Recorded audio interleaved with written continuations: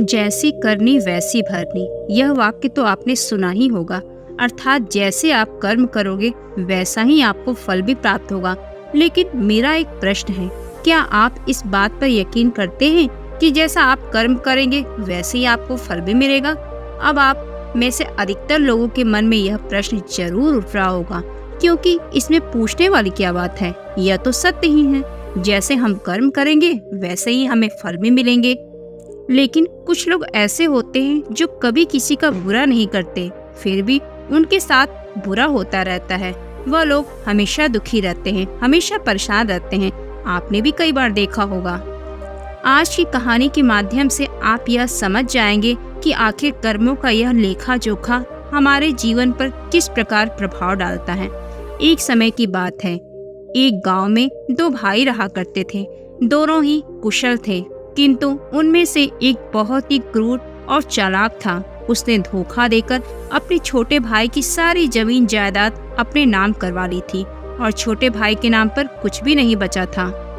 उसे तो बस एक टूटी फूटी झोपड़ी मिली थी जिसमें वह और उसकी पत्नी रहा करते थे। उसकी पत्नी हमेशा बीमार रहती थी। उसे तरह तरह की यातनाएं, पीड़ाएं और समस्याओं का सामना करना पड़ता था। छोटा भाई बहुत गरीब था, उसके पास पैसे भी नहीं थे ताकि वह अपनी पत्नी का इलाज करवा सके। लेकिन वह बहुत शांत स्वभाव का था, अच्छी प्रवृत्ति का था। इस कारण वह कभी किसी से क्लेश नहीं करता था। उसके मन में हमेशा एक प्रश्न रहता था। वह हमेशा अपने आप से कहता था, हे ईश्वर, मैंने कभी किसी के साथ बुरा नहीं किया, कभी किसी का बुरा नहीं सोचा, फिर भी आखिर मेरे साथ इतना बुरा क्यों होता है? मेरी पत्नी हमेशा बीमार रहती है, मेरे बच्चों को 2 वक्त का खाना तक नसीब नहीं होता और मैं चाह कर भी अपने परिवार को एक अच्छा जीवन तक नहीं दे सकता। आखिर ऐसा क्यों? वहीं पर दूसरी तरफ मेरा भाई है जो बहुत धूर्त है, चालाक है, घमंडी है। उसे देखो, वह अपना जीवन कितने ऐशो आराम के साथ जी रहा है। उसके पास ढेर सारा धन है। यह सोचता हुआ वह इस विचार पर पहुंचा कि लगता है बुरे कर्मों का फल ही अच्छा होता है और अच्छे कर्मों का फल अच्छा नहीं मिलता। और देखते ही देखते यह बात उसके मन में घर करने लगी थी। ऐसे ही कई दिन बीत गए। अब छोटा भाई और भी ज्यादा परेशान रहने लगा था, क्योंकि उसकी पत्नी की तबीयत ठीक होने का नाम ही नहीं ले रही थी और उसके सामने तरह तरह की परेशानियां खड़ी थीं, जिन्हें देखकर वह मन ही मन रोता रहता, परेशान होता। एक दिन की बात है, वह किसी काम से दूसरे गांव की ओर जा रहा था। तभी उसकी नजर एक साधु पर पड़ी। वह साधु एक द्वार पर खड़े होकर भिक्षा मांग रहे थे और वह हमेशा केवल एक ही बात कह रहे थे, तेरे कर्म तेरे हिस्से और मेरे कर्म मेरे हिस्से। जब छोटे भाई की कानों में यह बात पड़ी तो उसे बहुत क्रोध आया। वह तुरंत ही साधु के पास जा पहुंचा और उनसे कहने लगा, हे गुरुवर, मैं आपको कब से देख रहा हूँ, आप केवल एक ही बात कह रहे हैं, तेरे कर्म तेरे हिस्से और मेरे कर्म मेरे हिस्से। क्या यह सत्य है? इस बात का जवाब देते हुए साधु कहते हैं, हाँ, यह बिल्कुल सत्य है। क्या तुम्हें इस पर यकीन नहीं होता? तभी वह छोटा भाई गुरु से कहता है, हे गुरुवर, लगता है आपको कोई भ्रम हो गया है। मैंने अपने जीवन में कभी कोई बुरा कर्म नहीं किया, ना ही मैंने किसी के बारे में बुरा सोचा, ना ही बुरा किया। उसके बाद भी मैं हमेशा परेशानियों से घिरा रहता हूँ। तकलीफें दिन ब दिन मुझे और परेशान कर रही हैं। आज तक मेरे अच्छे कर्मों का कोई अच्छा फल नहीं मिला और आप यह कैसे कह सकते हैं कि अच्छे कर्मों का फल अच्छा मिलता है? मेरी पत्नी हमेशा बीमार रहती है, मेरे घर में खाने तक के लिए पैसे नहीं हैं, यहाँ तक कि मेरे बच्चे भूखे रह जाते हैं और आप कहते हैं अच्छे कर्मों के फल अच्छे मिलते हैं। तभी वह साधु बड़े ही शांत स्वभाव से उस व्यक्ति से कहते हैं, लगता है परिस्थितियों ने तुम पर गहरा प्रभाव डाला है। ऐसा प्रतीत हो रहा है कि तुम परिस्थितियों के आगे हार मान चुके हो। इन कठिन परिस्थितियों ने तुम्हारी सोच को भी बदल दिया है, इसी कारण तुम ऐसा कह रहे हो। इस पर वह व्यक्ति कहता है, हे गुरुवर, ऐसा लगता है कि खुद परिस्थितियों से हार कर दूसरों के घर भिक्षा मांगकर भोजन कर ग्रहण कर रहे हो और मुझे कहते हो मैंने परिस्थितियों के सामने हार मान ली है। मुझे आपका यह भाषण नहीं सुनना, मैं जा रहा हूँ। तभी उसे रोकते हुए साधु उस व्यक्ति से कहते हैं, ठीक है, तुम चले जाओ, लेकिन उससे पहले मेरा एक काम तो कर दो। वह व्यक्ति कहता है, अरे मैं कोई काम नहीं करने वाला, मैं तो जा रहा हूँ। तभी वह साधु कहते हैं, बेटा मैं जानता हूँ तुम्हारे मन में क्या प्रश्न है, तुम किस बात से परेशान हो। तुमने अच्छे कर्म किए और उसके बाद भी तुम्हें अच्छे फल नहीं प्राप्त हो रहे हैं, लेकिन क्या तुम इस प्रश्न का जवाब नहीं जानना चाहते हो? क्या तुम यह नहीं जानना चाहते तुम्हारे साथ ऐसा क्यों हो रहा है? यह सुनकर वह छोटा भाई कुछ देर के लिए मौन हो गया और कुछ देर सोच विचार करने के बाद कहता है, अच्छा ठीक है, बताइए मुझे क्या करना होगा। तभी वह साधु उस व्यक्ति से कहते हैं, मेरा बस एक छोटा सा काम कर दो। कल सुबह सुबह तुम मेरे लिए कुछ फल लेकर मेरे आश्रम आ जाना, और जब तुम वहाँ पर आओगे तो मैं तुम्हें तुम्हारे प्रश्नों का उत्तर दे दूंगा और तुम्हें यह भी समझ में आ जाएगा कि तुम्हारे साथ ही ऐसा क्यों हुआ। इतना कहकर साधु अपना भिक्षा पात्र लेकर वहाँ से अपने आश्रम की ओर चलने लगे, लेकिन वह व्यक्ति कुछ देर के लिए वहीं पर खड़ा रह गया। सोचने लगा, क्या उसे फल लेकर गुरु के आश्रम में जाना चाहिए या नहीं। यही सोचता हुआ वह घर लौट आया। रात भर उसके मन में केवल यही प्रश्न था, मैं उनके पास फल लेकर जाऊं या ना जाऊं। देखते देखते सुबह होने लगी। उस छोटे भाई ने यह तय कर लिया कि वह फल लेकर गुरु के आश्रम में जरूर जाएगा। वह घर से निकलता है, कुछ फल खरीदता है और उसे लेकर गुरु के आश्रम की ओर चल पड़ता है। गुरु का आश्रम थोड़ी दूरी पर था और उसका रास्ता पड़ोस के जंगल से होकर गुजरता था, इसलिए उस रास्ते पर कोई हलचल भी नहीं थी और जगह जगह पर लंगूर और बंदर दिखाई दे रहे थे।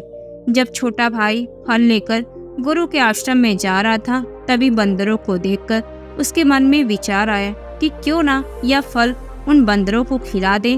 तभी उसे याद आया कि गुरु ने वह फल आश्रम लाने को कहा है, इसलिए वह जैसे तैसे अपने मन को मनाकर आश्रम की ओर चल पड़ता है। देखते ही देखते कुछ देर में वह आश्रम पहुंचता है। गुरु को प्रणाम करके कहता है, यह देखिए मैं आ गया, जैसा कि आपने कहा था कुछ फल लाने के लिए लेकर आया हूँ। अब तो मुझे बता दीजिए आखिर मेरे साथ ही ऐसा क्यों होता है। तभी साधु मुस्कुराते हुए व्यक्ति से कहते हैं, बताता हूँ, लेकिन उससे पहले तो मेरे एक प्रश्न का उत्तर दो। व्यक्ति कहता है, कौन सा प्रश्न? तभी साधु कहते हैं, तुम मेरे आश्रम की ओर आ रहे थे, तुम्हारे मन में जब यह विचार उठा कि तुम फल उन बंदरों को खिला दो, तो तुमने ऐसा क्यों नहीं किया? यह सुनकर व्यक्ति आश्चर्यचकित हुआ। उसे यह समझ में नहीं आ रहा था कि आखिर जो विचार उसके मन में उठा वह साधु को कैसे पता चला। तभी वह व्यक्ति दोनों हाथ जोड़कर साधु से कहता है, गुरुवर, बात तो मेरे मन में थी, आपको कैसे पता चली कि मैं बंदरों को फल खिलाना चाहता था? तभी साधु मुस्कुराते हुए बोलते हैं, बेटा, जरूरी यह नहीं कि मुझे यह बात पता कैसे चली, जरूरी यह है कि तुमने उन बंदरों को यह फल क्यों नहीं खिलाया। व्यक्ति कुछ देर तक सोच में पड़ गया। उसने हड़बड़ाते हुए बोलना चाहा कुछ, तभी साधु को जवाब दिया कि आपने मुझे ये फल आपके पास लाने के लिए कहा था। तभी वह साधु उस व्यक्ति से कहते हैं, बेटा, जिस तरह से एक बछड़ा हजारों गायों में भी अपनी माँ को ढूंढ लेता है, ठीक उसी प्रकार कर्म कर्ता को ढूंढ ही निकालता है। जैसे कि यह कर्म मेरे हाथों ही लिखा था कि मैं ही इन बंदरों को यह फल खिलाऊंगा, इसलिए तुम यह फल उन बंदरों को न खिला सकी, यह फल तुम मेरे पास लेकर आए। इतना कहकर साधु ने वह फल उन बंदरों को खिलाना शुरू कर दिया, लेकिन वह व्यक्ति अब तक साधु की बात का मतलब नहीं समझ सका। वह साधु से कहता है, गुरुवर, आप क्या कहना चाहते हैं? मुझे आपकी बात कुछ समझ में नहीं आई, कृपया मुझे अच्छे से समझाएं। साधु मुस्कुराए और बोले, हर मनुष्य को हमेशा यही लगता है कि हम ही करता है और हम ही कर्म करते हैं, लेकिन वास्तविकता तो कुछ और ही है। यहाँ पर समझने वाली बात यह है कि कर्म हमारा चुनाव खुद करता है हम कर्म का चुनाव नहीं करते। यदि आप किसी काम को करने के योग्य हैं, तो कर्म आपको लाखों की भीड़ में से भी ढूंढ निकाल लेगा। इसलिए जरूरी यह है कि कर्म करने पर नहीं बल्कि योग्य बनने पर ध्यान दो। यदि तुम्हारा पूरा ध्यान केवल कर्म करने पर होगा तो तुम कभी भी योग्य नहीं बन पाओगे और कभी भी कर्म तुम्हारा चुनाव ही नहीं करेगा। इस पर व्यक्ति कहता है, गुरुवर, योग्य बनने से आपका क्या मतलब है? आपका कहना है कि क्या मैं अपने परिवार का पालन पोषण नहीं कर सकता? तभी साधु कहते हैं, नहीं नहीं, मेरे कहने का यह अर्थ बिल्कुल नहीं है। तुमसे मैं यह कहना चाहता हूँ, योग्य बनने के लिए जिन कर्मों की आवश्यकता होती है उसके लिए तुम्हें पहले छोटे छोटे कर्मों को करना शुरू करना होगा। जब तुम उन कामों में निपुण हो जाओगे तो अपने आप कुशल हो जाओगे। फिर जिस कर्म के लिए तुम बने हो, कर्म तुम्हें ढूंढ ही लेगा और वह कर्म तुम्हारे पास खुद ही चला आएगा। उदाहरण के तौर पर तुम इन बंदरों को ही देख सकते हो। यह बंदर जब छोटे होते हैं तब से ही यह पेड़ों पर चढ़ना सीखते हैं, गुलाटियां लगाना सीखते हैं, छलांग लगाते हैं। शुरू में तो तकलीफ होती है, कभी गिर जाते हैं, कभी चोट लग जाता है। धीरे धीरे यह उन कामों में निपुण हो जाते हैं, कुशल हो जाते हैं और उसके बाद इनका भोजन इन तक स्वयं ही पहुंच जाता है। इसलिए अपनी रोजमर्रा की जिंदगी में भी छोटे छोटे कर्म करते रहो। बड़ा कर्म तुम तक खुद चलाएगा। तुम किसी भी बड़े लक्ष्य को प्राप्त कर सकोगे। वह साधु व्यक्ति से कहते हैं, यदि तुम योग्य बनने के लिए कर्म करोगे ही नहीं तो दूसरे लोगों के कर्म भी तुम पर हावी होने लगेंगे, तुम्हारे जीवन को प्रभावित करेंगे। उदाहरण के लिए तुम्हारी पत्नी को ही ले लो। तुम्हारी पत्नी कई दिनों से बीमार है, तबीयत ठीक नहीं हो रही है। तुम यह सोचते होगी, पता नहीं तुम्हें क्यों कर्मों की सजा मिल रही है। तुम अपने आप को अभागा समझते हो, असहाय समझते हो। वास्तविकता तो कुछ और ही है। तुम्हें यहाँ पर यह समझने की आवश्यकता है कि तुम्हारी पत्नी बीमार अपने कर्मों से है, ना कि तुम्हारे कर्मों से। हो सकता है तुम्हारी पत्नी ने अतीत में ऐसा कोई कर्म किया हो जिसकी सजा आज वह भुगत रही है और तुम्हारी पत्नी के कर्मों के कारण ही तुम्हें भी दुख झेलना पड़ रहा है, तकलीफें उठानी पड़ रही है। यही कारण है कि अधिकांशतर लोग अपने परिवार के कारण, अपने बच्चों के कारण तरह तरह के दुख झेलते रहते हैं, परेशानियों का सामना करते हैं। तो तुम अब भी योग्य बन जाओ तो दूसरों के कर्म तुम्हें कभी भी प्रभावित नहीं कर पाएंगे। आगे वह सन्यासी युवक को चेतावनी देते हुए कहते हैं, मेरी एक बात हमेशा याद रखना, तुम्हें वह नहीं मिलता जो तुम चाहते हो, बल्कि तुम्हें वह मिलता है जिसके तुम योग्य हो। इसलिए कर्म करने से ज्यादा योग्य बनने पर ध्यान दो। अपनी योग्यता बढ़ाओ। केवल कर्म का फल पाने के लिए कर्म मत करो और फिर तुम कभी भी इन परेशानियों से निकल नहीं पाओगे। वह व्यक्ति साधु के सामने हाथ जोड़कर कहता है, हे गुरुवर, आप हमेशा योग्य बनने की बातें कर रहे हैं, लेकिन यह नहीं बता रहे कि मैं अपनी योग्यता किस तरह से बनाऊं। मेरा मुख्य कर्म मुझे ढूंढ ले। वह साधु व्यक्ति से कहते हैं, यह तो बड़ा ही सरल है, फिर भी लोगों के लिए यह बहुत कठिन हो जाता है। सबसे पहला उपाय यह है, जो भी कर्म तुम कर रहे हो उस कर्म को करके भूल जाओ। अर्थात योग्य बनने के लिए जो भी कर्म तुम कर रहे हो उसे याद ना रखो, उसे भूल जाओ।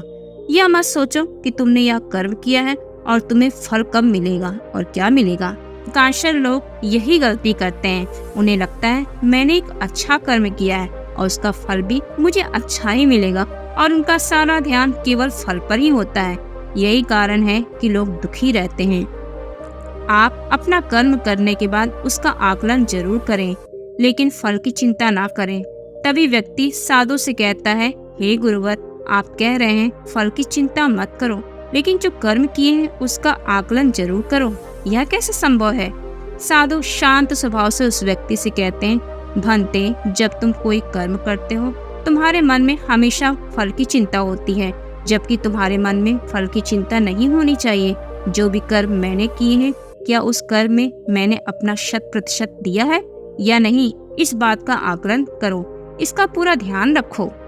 तुम केवल कर्म करने की सोच से ही कर्म करते हो।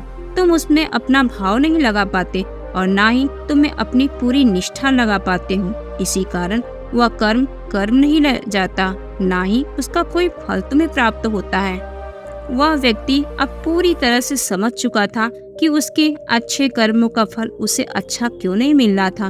उसने गुरु को प्रणाम किया और वापस घर की ओर लौट गया। दोस्तों, उम्मीद है कि आपको आज की कहानी जरूर पसंद आई होगी। अगर आज का वीडियो पसंद आया हो तो चैनल को लाइक और सब्सक्राइब करना बिल्कुल न भूलें और हमारी कहानी को अंत तक सुनने के लिए आपका दिल से धन्यवाद।